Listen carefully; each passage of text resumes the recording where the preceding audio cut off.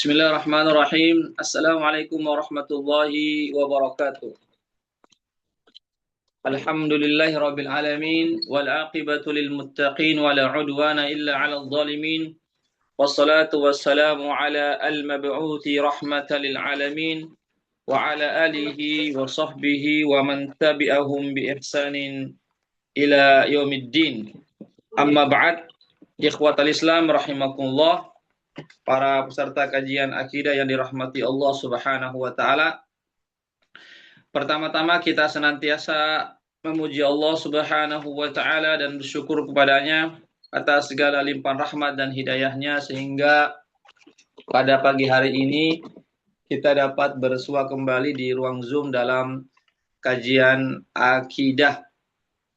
Salawat dan salam senantiasa tercurahkan kepada junjungan kita Nabiullah Muhammad sallallahu alaihi wasallam beserta keluarga dan para sahabatnya, para pengikutnya yang tetap setia berpegang teguh kepada sunnah-sunnah beliau dan para sahabatnya hingga hari kiamat kelak. Amin ya rabbal alamin.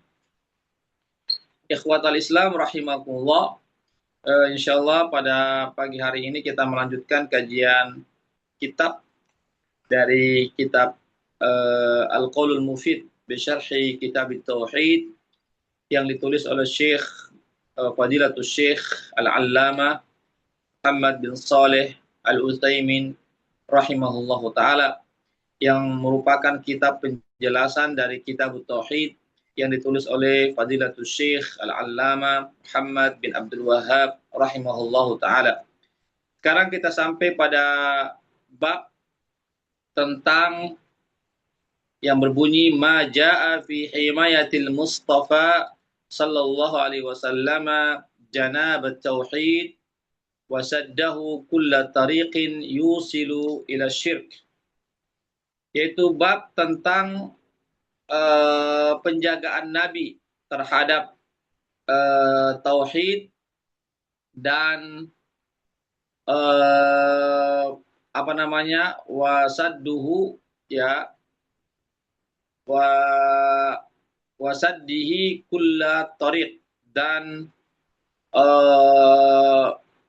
bagaimana peran Nabi di dalam menutup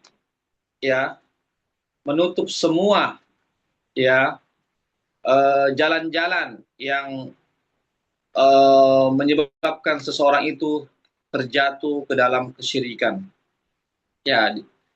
Di sini menunjukkan bagaimana Nabi Sallallahu Alaihi Wasallam, Nabi kita Muhammad Sallallahu Alaihi Wasallam sangat memperhatikan masalah tauhid, menjaga umat untuk tidak terjerumus ke dalam kesyirikan.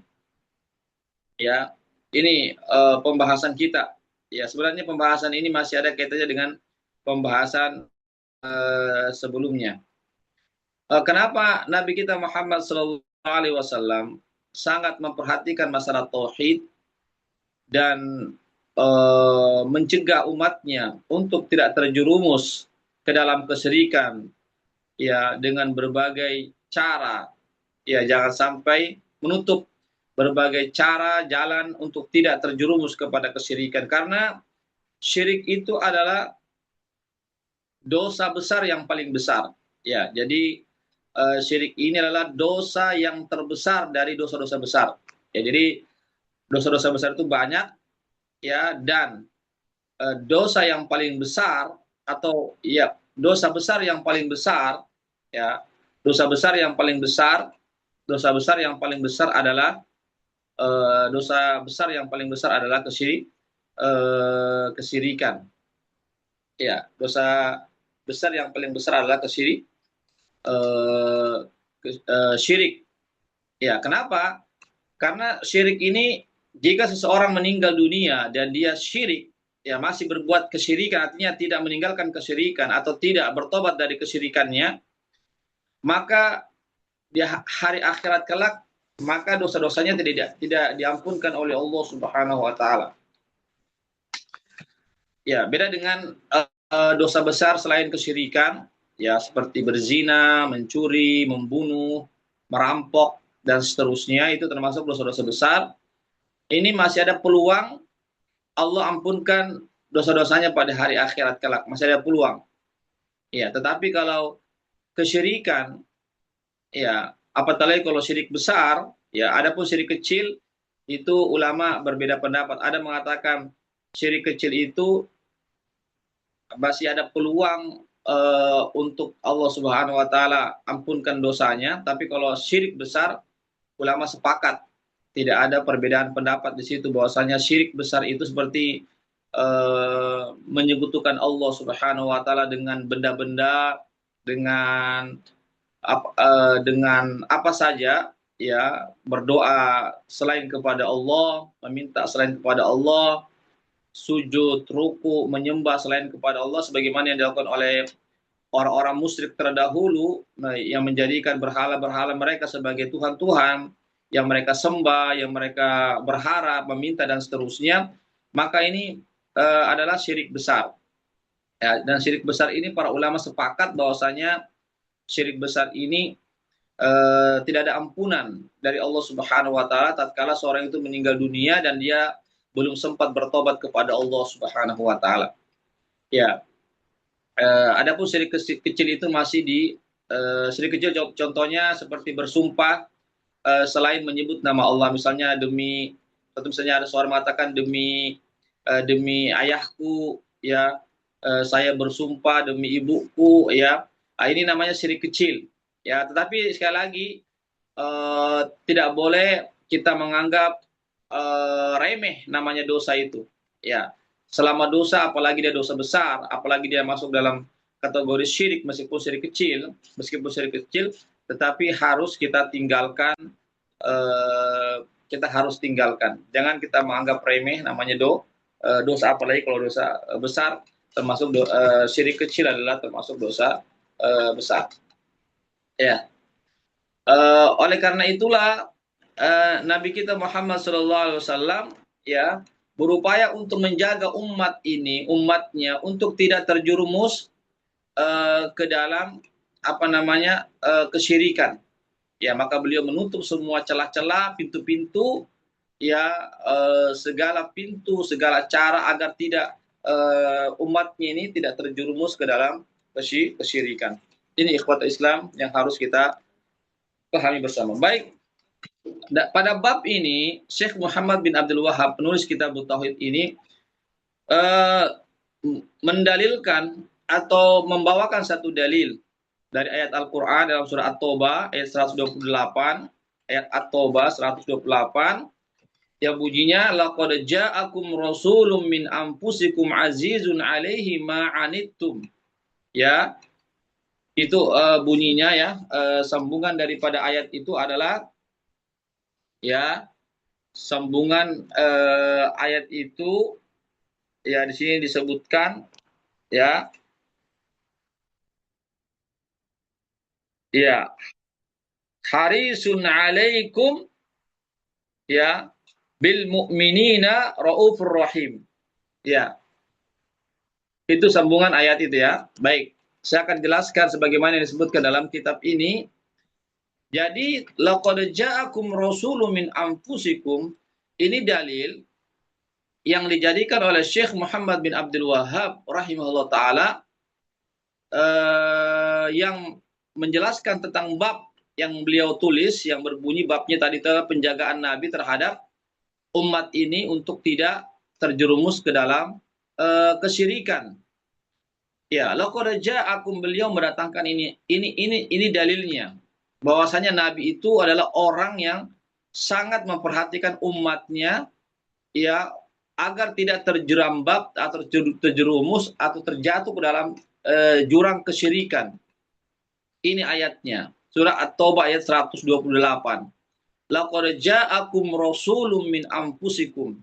Sungguh, ya, telah datang kepada kalian seorang rasul dari bangsa kalian atau dari jenis kalian. Artinya di sini adalah Nabi kita Muhammad sallallahu alaihi wasallam telah diutus oleh Allah Subhanahu wa taala ke bangsa Arab dan seluruh umat manusia, bahkan ke bangsa jin sekalipun. Ya.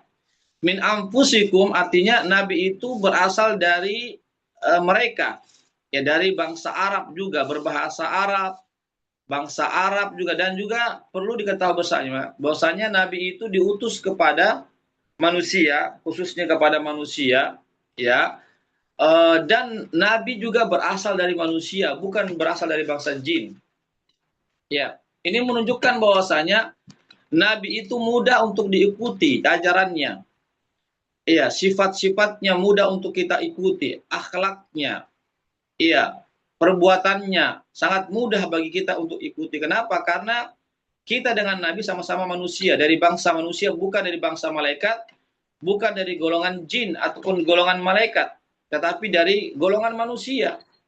Iya, artinya kalau golongan manusia, sama-sama manusia, Nabi manusia, kita pun juga manusia, ya, maka kita pun mudah untuk mengikuti jalan Rasulullah SAW dalam masalah akidahnya, dalam masalah ibadahnya, akhlaknya, dan seterusnya. Tidak ada yang sulit bagi kita.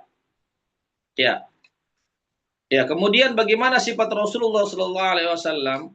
Ya, kepada umatnya, azizun alaihi ma'anittum. Jadi Nabi itu, ya, apa namanya, tidak ingin menyusahkan umatnya.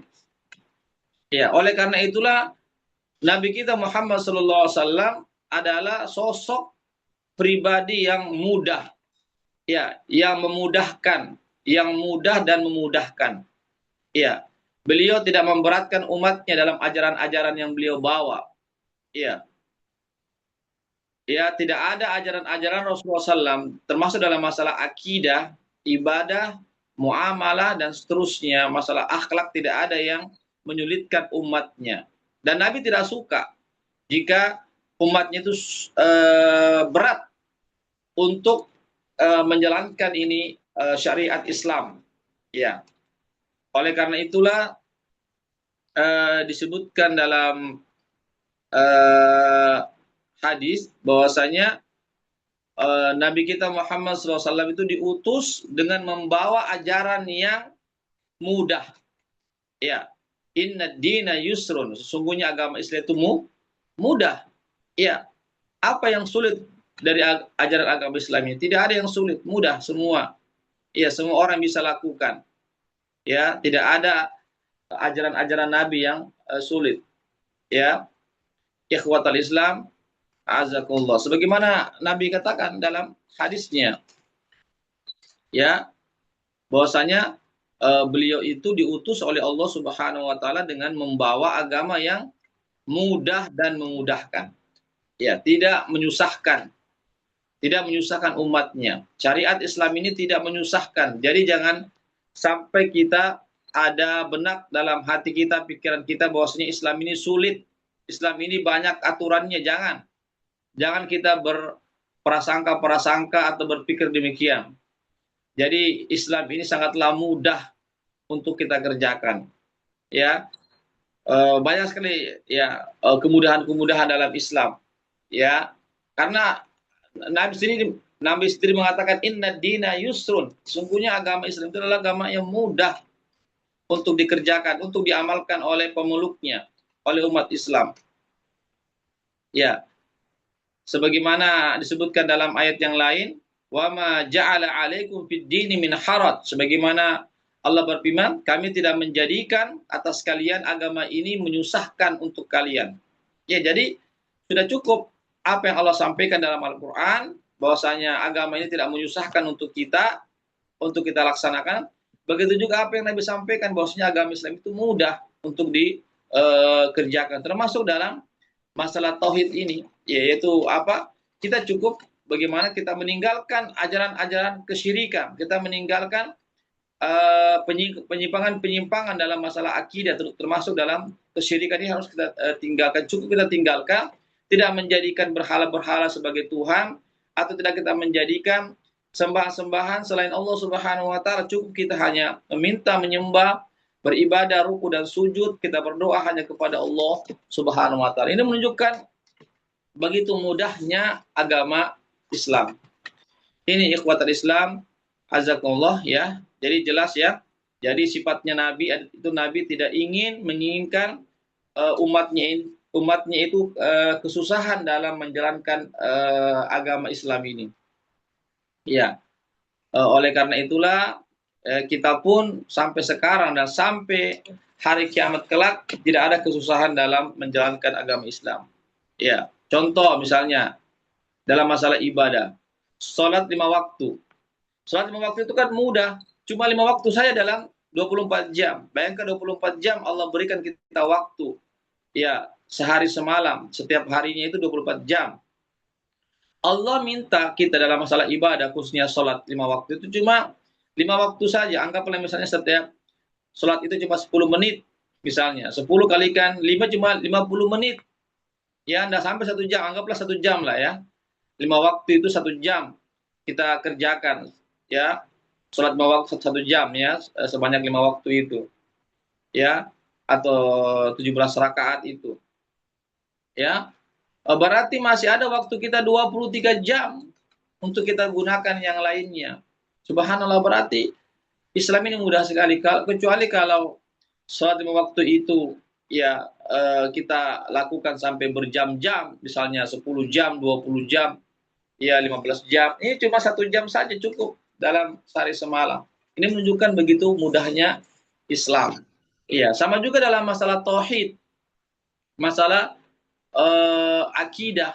Ya, kita cukup tinggalkan itu berhala-berhala. Jangan kita meminta kepada berhala-berhala, kepada patung-patung. Jangan kita curhat kepada sembahan-sembahan selain Allah Subhanahu wa taala. Ya.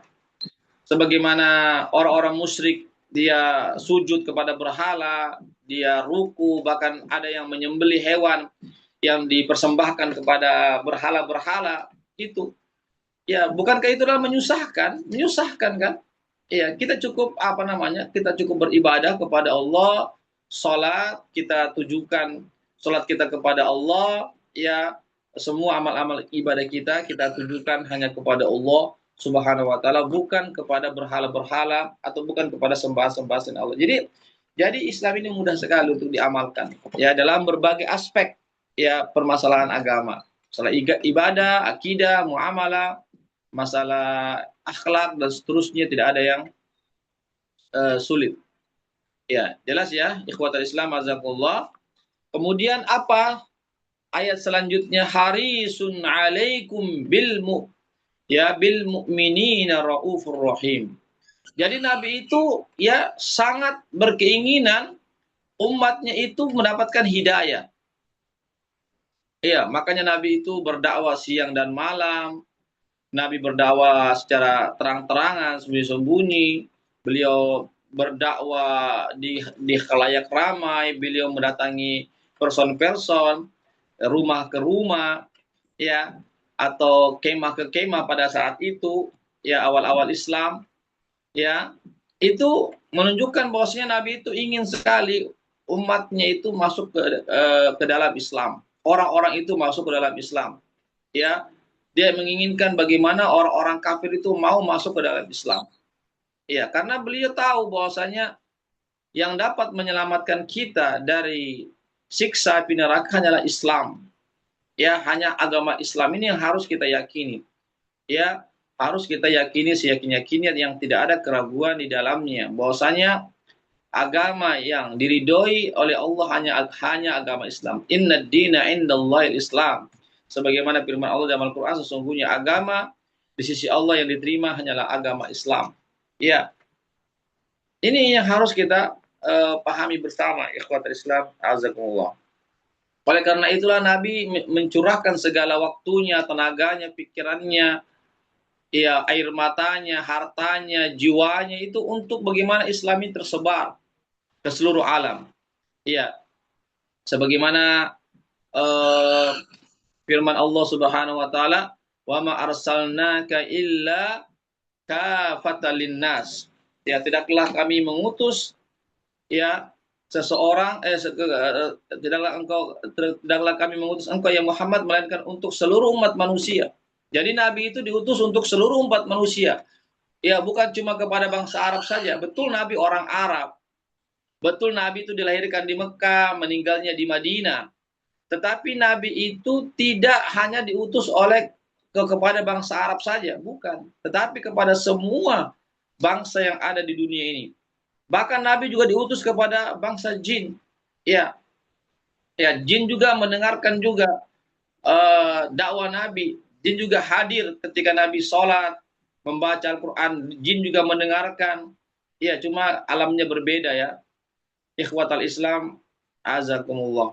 Jadi sekali lagi, jika sekiranya Nabi itu sangat cinta kepada kita, agar kita semua umatnya ini selamat dari api neraka dan masuk ke dalam surga, agar umatnya ini terbebas dari kesyirikan, maka Nabi pun ya mengajarkan umatnya untuk tidak terjatuh kepada kesyirikan, menunjukkan umatnya jalan-jalan keselamatan untuk meninggalkan segala bentuk-bentuk kesyirikan. Inilah bukti cinta Rasulullah Sallallahu Alaihi Wasallam kepada umatnya. Kemudian bil mu'minina raufur rahim, dan kepada orang-orang mukmin Nabi itu ya khususnya kepada orang-orang mukmin lagi, Nabi itu sangat ya maha pengasih, ya sangat pengasih dan penyayang ya kepada orang-orang mukmin ya. Bagaimana Nabi mengajarkan kepada kita Al-Qur'an, mengajarkan kita kepada Nabi As-Sunnah. Ya, karena dengan pengajaran Al-Quran Sunnah, ya beliau maka disinilah kita akan mendapatkan keselamatan. Ya, jadi inilah bentuk kasih sayangnya Rasulullah SAW kepada orang-orang mukmin. Oleh karena itulah kita pun juga harus sadar sebagai orang mukmin, maka kita harus juga untuk bagaimana kita berupaya mengikuti ajaran Rasulullah SAW. Kita ikuti Al-Quran Sunnah kalau kita mengaku cinta kepada Rasulullah SAW. Kalau kita mengaku cinta kepada Nabi, mengaku sebagai pengikut Nabi, yang mana Nabi sangat cinta, sangat sayang kepada kita, sangat perhatian kepada kita, mencurahkan segala hidupnya untuk kita, keselamatan umatnya, maka kita pun juga harus membalasnya dengan kecintaan, dengan cara apa? Mengikuti ajaran Rasulullah Shallallahu Alaihi Wasallam. Jelas ini, ikhwatal Islam, azakumullah ya terkait tentang ayat Al-Quran ya, bahwasanya Nabi itu betul beliau sangat memperhatikan umatnya untuk tidak terjerumus dalam kesyirikan dan tidak terjerumus dalam perbuatan-perbuatan dosa-dosa yang lainnya. Baik, kemudian kita beralih kepada hadis. Ya, tadi ayatnya sudah jelas, sekarang kepada hadis. An Abi Hurairah radhiyallahu anhu qala Rasulullah sallallahu alaihi wasallam la taj'alu buyutakum qubura wa la taj'alu qabri 'ida wa sallu 'alayya fa inna salatakum tablughuni haitsu kuntum. Ya. Ini hadis dari Abu Hurairah, semoga Allah meridhai beliau, berkata, bersabda Rasulullah sallallahu alaihi wasallam, la taj'alu buyutakum qubura. Janganlah kalian menjadikan rumah-rumah kalian seperti kuburan. Ya, di sini Nabi melarang kita sebagai umatnya untuk menjadikan rumah-rumah kita sebagai kuburan. Maksudnya apa? Jangan kita meninggalkan sholat sunnah di rumah-rumah kita. Ya, ini khususnya yang laki-laki ya. Yang laki-laki itu sholat fardunya itu dikerjakan di masjid. Ya, adapun sholat sunnahnya dikerjakan di rumah. Adapun perempuan ya sangat dianjurkan untuk sholat fardunya itu di rumah, bukan di masjid. Tetapi perempuan jika dia mau sholat di masjid, itu boleh-boleh saja, tidak dilarang. Tapi dengan syarat menjaga adab-adab ketika keluar rumah, tidak bersolek, tidak menampakkan aurat dan seterusnya.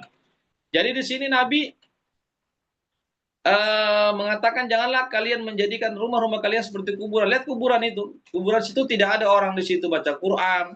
Di kuburan tidak ada orang sholat, tidak ada orang yang berzikir di situ, di kuburan itu. Ya, begitulah kuburan. Ya, oleh karena itu jangan kita samakan rumah kita seperti kuburan yang tidak ada orang sholat di situ, yang tidak ada orang berzikir di situ, tidak ada orang di situ, tidak ada orang membaca Al-Quran di situ. ya justru rumah-rumah kita harus jadikan ya apa namanya seperti masjid-masjid. Kita apa? Kita hidupkan rumah kita dengan melaksanakan ibadah sebagaimana masjid tempat ibadah. Ya, tentu ibadah fardunya bagi laki-laki yaitu sholatnya waktu adalah di masjid. Adapun perempuan dia sholat fardunya di rumah. Kita hidupkan sholat-sholat sunnah kita, sholat duha, sholat tahajud, ya dan sholat-sholat sunnah yang lainnya kita hidupkan rumah kita. Wala taj'alu qabri 'ida, ya ini pembahasannya ya tentang masalah tauhid dalam bab ini. Dan jadi janganlah kalian menjadikan kuburanku sebagai id. Id itu artinya selalu dikunjungi, ya selalu dikunjungi berkali-kali ya kita mengunjungi kuburan Rasulullah Shallallahu Alaihi Wasallam ya dengan niat ya barangkali kita mengatakan kalau kami ke kuburan Nabi, kami berdoa di situ, maka itu lebih afdol dan seterusnya. Ini adalah pemahaman yang keliru, ya, pemahaman keliru. Karena Nabi mengatakan, janganlah engkau menjadikan kuburanku sebagai id. Ya, id itu ada dua, ya, di situ bisa diartikan id di situ artinya selalu kunjungi terus kuburan Rasulullah Shallallahu Alaihi Wasallam, ya, bisa juga bermakna, ya, bahwasanya kuburan Nabi itu jangan dijadikan orang-orang melakukan apa namanya perayaan-perayaan di tempat tersebut, ya, jangan dijadikan sebagai perayaan Id, ya, di tempat atau di sisi kuburan Rasulullah Shallallahu Alaihi Wasallam. Ini ikhwatul Islam azakullah. Ya, jadi bukan berarti kita dilarang untuk menziarahi kubur Rasulullah Shallallahu Alaihi Wasallam. Ya, silahkan kita menziarahi kubur Rasulullah, tetapi jangan kita sering-sering, ya, sering-sering. Contoh misalnya setiap sholat di Masjid Nabawi, pergi lagi ke kuburan Nabi, setiap sholat pergi lagi berkali-kali di situ dengan anggapan bahwasanya kalau sholat di situ, berdoa di situ akan mendapatkan doa yang makbul misalnya, padahal tidak ada dalilnya di situ. Ya, silakan kita menziarahi Rasulullah Shallallahu Alaihi Wasallam. Perlu kita ketahui bersama bahwasanya berselawat kepada Nabi, jika kita mengatakan kami ingin berselawat kepada Nabi, ya, tapi tidak mesti kita harus berselawat di sisi kuburan Nabi, ya. Kata Nabi dalam hadis yang ini saya bacakan, ya, kata Nabi, wasallu alayya fa inna salatakum tablughuni haitsu kuntum. Ini penjelasannya, ya. Dan berikanlah selawat kepada saya, kata Nabi, atau berselawatlah kepada saya, kata Nabi, karena selawat kalian itu sampai kepadaku dimanapun kalian berada. Ya, meskipun kita di tanah air, di Indonesia, kalau kita berselawat kepada Nabi, maka sampai selawat kita kepada Nabi, para malaikat yang akan menyampaikan selawat kita kepada Rasulullah Shallallahu Alaihi Wasallam. Iya, itu maksudnya janganlah engkau menjadikan kubur Nabi sebagai id, tempat kalian menjadikan sebagai hari raya di situ yang dijadikan setiap tahunnya misalnya ke sana atau setiap pekannya. Ya, adapun kalau kita ingin berselawat kepada Nabi, kita berselawat dimanapun kita berada. Ya, di rumah kita, di masjid dekat rumah kita, di kantor kita berselawat dimanapun. Sebagaimana hadis ini, kata Nabi, selawat kalian itu akan sampai kepadaku dimanapun kalian berada. Iya. Jadi sekali lagi, ikhwatal Islam, azakumullah. Ya, jadi sudah jelas ini ya, bahwasanya jangan sampai kita menjadikan kubur Rasulullah SAW dengan anggapan bahwasanya ada kelebihan, ya, ada keutamaan tatkala kita berselawat di samping makom Nabi atau kita berdoa kepada Allah misalnya di samping makom Nabi, di samping kuburan Nabi atau di sisi kuburan Nabi itu ada kelebihan-kelebihan di situ atau ada keutamaan-keutamaan itu, ini adalah sangkaan yang tidak dibenarkan. Karena Nabi mengatakan, janganlah kamu menjadikan kuburanku sebagai Id. Atau kita tahu Id ya, apa itu Id? Ya itu berulang-ulang, sama seperti Idul Fitri dan Idul Adha kan, yang kita rayakan setiap tahunnya, berulang-ulang kan, setiap tahun. Ya, ikhwatal Islam, azakullah. Ya, adapun bagi orang yang ya apa namanya, adapun bagi orang yang umroh misalnya, ya memang dianjurkan untuk menziarahi kubur Rasulullah Shallallahu Alaihi Wasallam. Ini yang muskilah ya, menjadi permasalahan jika kita berada di Madinah, misalnya berada di Madinah, anggaplah misalnya 5 hari atau 4 hari, ya, ya selalu pergi ke sana terus, ya ke kuburan Nabi dengan anggapan tadi, ya dengan anggapan tadi bahwasanya kalau kita berselawat di situ ada keutamaan khusus, kalau kita berdoa di situ doa kita akan dimakbulkan oleh Allah Subhanahu Wa Taala di sisi kuburan Nabi. Ini adalah anggapan yang tidak benar. Ya padahal kita berdoa di Masjid Nabawi itu sudah makbul. Ya di Masjid Nabawi, ya karena adalah Masjid Rasulullah Shallallahu Alaihi Wasallam.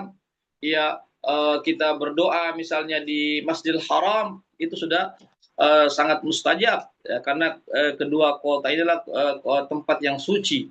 Ikhwatal Islam, azakumullah. Jadi jelas ya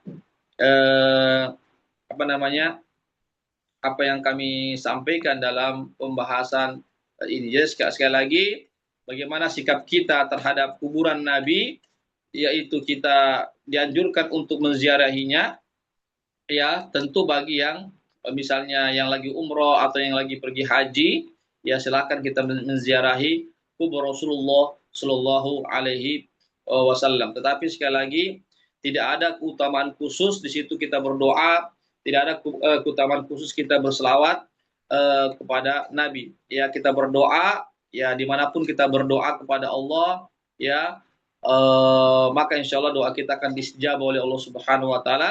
Termasuk juga dimanapun kita berselawat kepada Nabi, selawat kita akan disampaikan oleh malaikat, disampaikan kepada Nabi melalui malaikat yang Allah utus untuk disampaikan. Ini ikhwat Islam, azakumullah, dimanapun kita berada, selawat kita berselawat, dimanapun kita berada, maka selawat kita akan sampai kepada Rasulullah Sallallahu Alaihi Wasallam. Ya, jadi jelas ini ya, ikhwat Islam, azakumullah, ya apa namanya, apa yang kami sampaikan ya dalam pembahasan kali ini. Ya, ya di sini saya sebutkan ya contoh ya apa yang wa ma yaf'aluhu ba'dun nas fil Madinah kullama shallal fajr ذهب إلى قبر النبي من أجل السلام عليه فيعتاد هذا كل فجر يظنون أن هذا مثل زيارته في حياته فهذا من الجهل وما علموا أنهم إذا سلموا عليه في أي مكان فإن تسليمهم يبلغه. Ini perkataan Syekh Al-Utsaimin dalam kitabnya ini ya, Al-Qaulul Mufid. Saya cuma membacakan saja.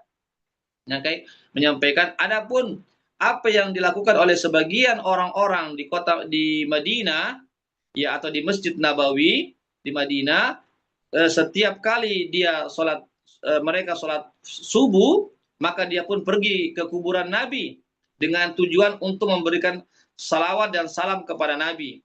Ya, dan dia lakukan itu terus-menerus setiap paginya.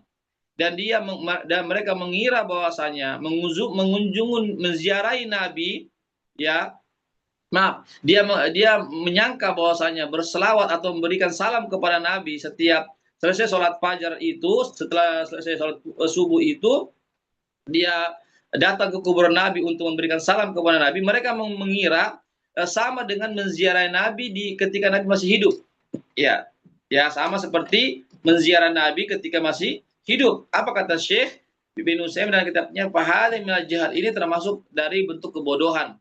Tidakkah mereka mengetahui bahwasanya apabila mereka memberikan salam kepada Nabi atau berselawat dan memberikan salam kepada Nabi dimanapun mereka berada, maka salamnya itu atau selawat itu sampai kepada Rasulullah Sallallahu Alaihi Wasallam. Ya sebagaimana tadi hadis tadi. Ya, tidak perlu kita harus capek-capek ke sana ya setiap paginya atau setiap apa misalnya ke kuburan Nabi dengan tujuan kita memberikan salam kepada Nabi, padahal Nabi katakan dimanapun kamu berada, kamu bisa memberikan salam kepada saya atau berselawat kepada saya, maka salawatnya akan sampai kepada saya. Jelas ini, ikhwatul Islam, azakullah, ya, pembahasan kita kali ini. Ya, lihat dulu ya, apakah masih ada pembahasannya. Ya, ya, saya pikir cukup ya. Saya kasih waktu sekitar 20 menit ke depan, yang ada yang mau bertanya, silakan bertanya. Silakan pernah bertanya.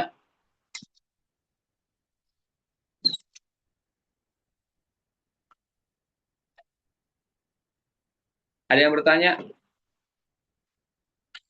Baik, kalau tidak ada, mudah-mudahan bisa dipahami semua. Ya, kesimpulannya adalah bahwasanya Nabi kita Muhammad SAW, beliau sangat memperhatikan umatnya, khususnya jangan sampai umatnya terjerumus dalam kesyirikan. Karena syirik ini adalah dosa besar, yang paling besar, yang tidak diampunkan oleh Allah seandainya seseorang itu meninggal dan tidak sempat bertobat kepada Allah Subhanahu wa taala. Yang kedua, beliau melarang kita jangan sampai kita menjadikan kuburan Nabi itu sebagai tempat, ya, Id.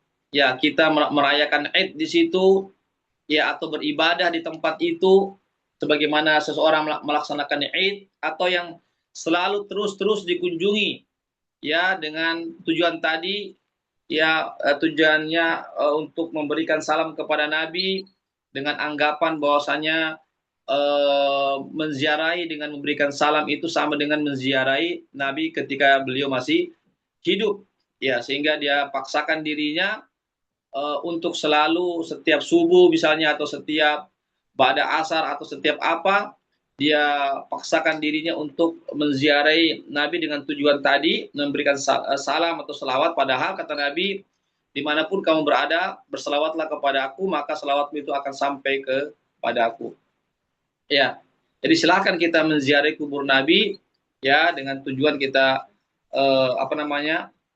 memberikan salawat atau memberikan salam kepada Nabi, tapi jangan dijadikan sebagai Id, ya, sebagai Id, yaitu setiap tahunnya atau setiap pekannya atau setiap bulannya kita mendatanginya dengan tujuan tersebut. Ya, kalau kita ingin berselawat kepada Nabi, silahkan kita berselawat kepada Nabi dimanapun kita berada. Insya Allah selawat kita akan sampai kepada Rasulullah Sallallahu Alaihi Wasallam. Ya, demikianlah apa yang bisa kami sampaikan. Mohon maaf atas segala kekhilafan dan kesalahan.